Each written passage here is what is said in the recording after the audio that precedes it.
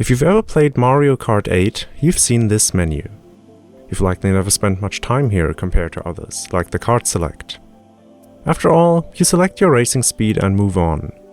But what if I told you that this screen is actually really interesting? As a hobbyist game developer, I wanted to recreate this screen to improve my UI design skills. Like copying someone else's art to improve as an artist. I figured this would be a quick and easy exercise, but boy, was I wrong. Here's what my to-do list for this project ended up looking like. Yeah, quick and easy, my ass. If the length and girth of my to-do list excite you, stick around, and I'll show you just how sophisticated this menu really is. Let's see what we have to recreate. Apologies for the shoddy footage, I don't have a capture card for my Switch. Anyway, we have 5 buttons for the different speeds on the left, a video that shows a preview of said speed on the right, and a bunch of trophy icons below it that show our best trophy for each cup. If we look closer, we notice there's more to each of these elements. Notice the animated stripes on the selected button, and the glowing frame around it. The video has a second version of it playing in the background. And the trophy icons have this pleasant animated shine effect. If you look closer, there are lots of little details sprinkled about, so let's get started recreating them. I couldn't be bothered recreating all the assets, but luckily there are rips online. The Sprite's resource has a lot of menu assets like the CC and trophy icons, but not the button or the frame itself. So whenever necessary, I recreated them from screenshots. Now I'm no graphic designer, but I think I managed a pretty good job. For instance, here's the official button, and drumroll please. Here's mine. What? Well, I think it looks pretty good. With all the assets either downloaded or recreated, I just had to put them together. For that I used Godot, my game engine of choice. I created a scene for the menu, and one for the button to make it reusable. Oh, and a quick word to Nintendo's lawyers. This may look like Mario Kart 8, but it's actually my legally distinct Giuseppe Auto Infinity? So don't even think about doing that DMCA thing. With that out of the way, let's start recreating the button itself. First, we add my beautiful button texture. You might notice the color looks weird. We'll fix that by tinting the texture and making it slightly transparent. The button also has some shading, which is a separate texture for reasons we'll talk about later. Next, we need to add the CC icon. Each button has its own icon, so let's add an exported property for it. This will allow us to customize the item from the menu scene later. The button also needs a customizable label, which we'll add the same way. We just need to select the font, which I downloaded off some shady website, and add a vertical drop shadow. To properly align each element, I'll use a screenshot as a reference. And just like that, we have a button that we can use in our menu. I'll use another screenshot to scale and position the buttons correctly. Then set the icons and labels, and that part of our menu is complete. So far, we focused only on appearances. However, we need controls to interact with the menu. I used Godot's built-in UI actions to navigate up and down, which was trivial to implement.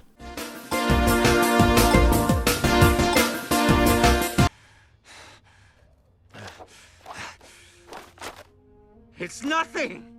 We're missing the transition animations and the frame around the active button. Let's look at some captured footage of selecting buttons.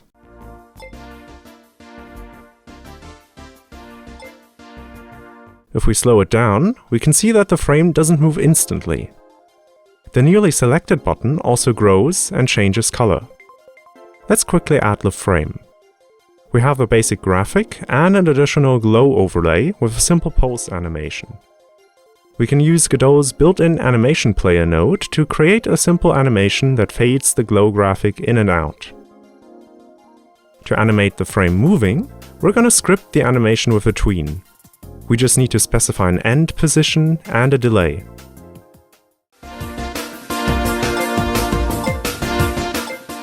This works, but it still looks off.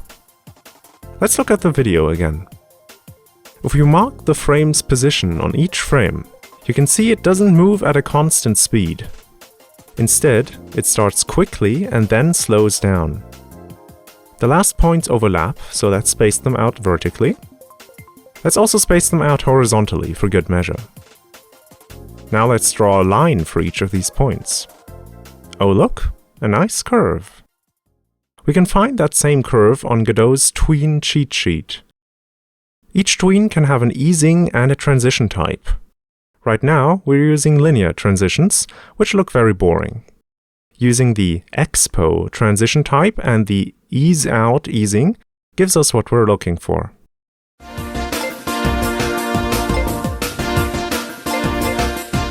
We still need to animate the button itself. Let's start with the selection animation, which has the button change color and grow. The label grows as well, and the icon moves to the left. When a button stops being selected, the same thing happens, but in reverse. With the animations added, it looks better, but we're still not done. Note how the icon bounces when the button is selected. The icon also moves up and down slightly and does smaller bounces, so we'll add 2 animations for it.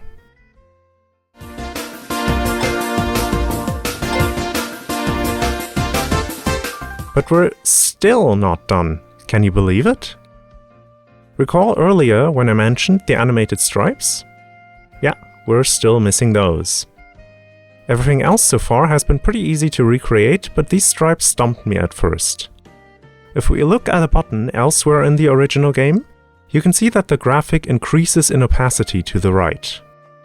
But not only that, it also fades from left to right. To recreate this effect, we need 2 graphics.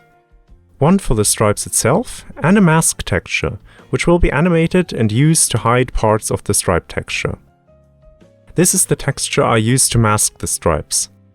Yes, I know it's not symmetrical, and no, I do not care enough to fix it. With it applied, the stripes are partially visible and fade out in both directions. However, my setup has an issue.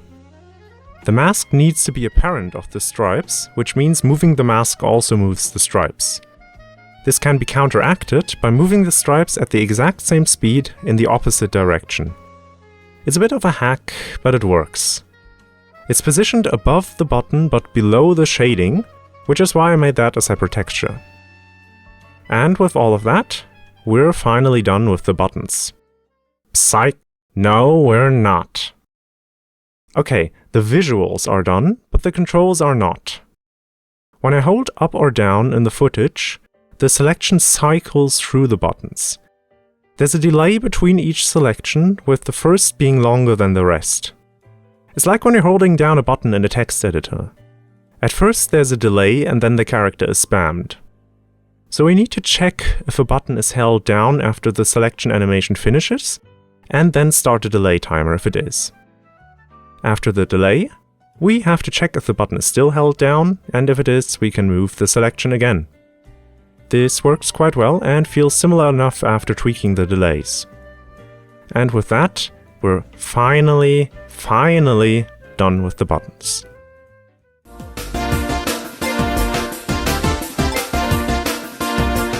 Originally, I was gonna stop this project here. After all, this was already a lot of work, and could definitely warrant its own video. However, the menu looks kinda barren, so I figured I'd add the video and trophy icons as well. The video is contained inside this interesting looking frame, so I recreated that from a screenshot as well and used it as a mask. Unfortunately, the video itself hasn't been ripped, which is why I replaced it with this lovely spinning monkey. There's also a version of the video in the background at a lower opacity, which is also masked by this shape. Each speed mode has its own flavor text and changes the video's speed, which was easy to recreate. Mirror mode also flips the video. There's also a flag pattern overlaying the background video, but I couldn't be bothered to add that.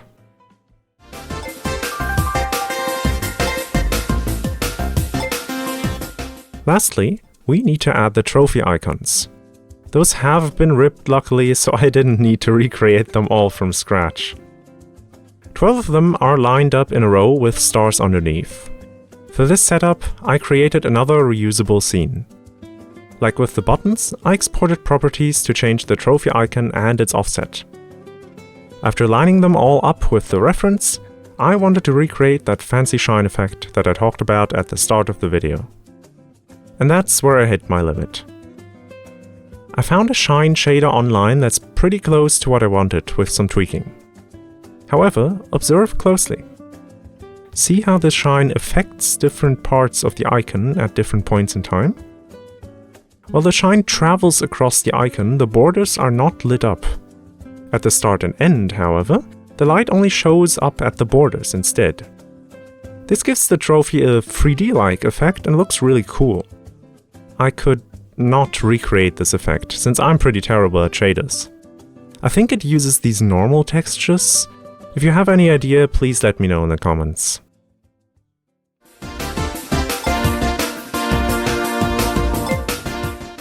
And with that, we're finally done.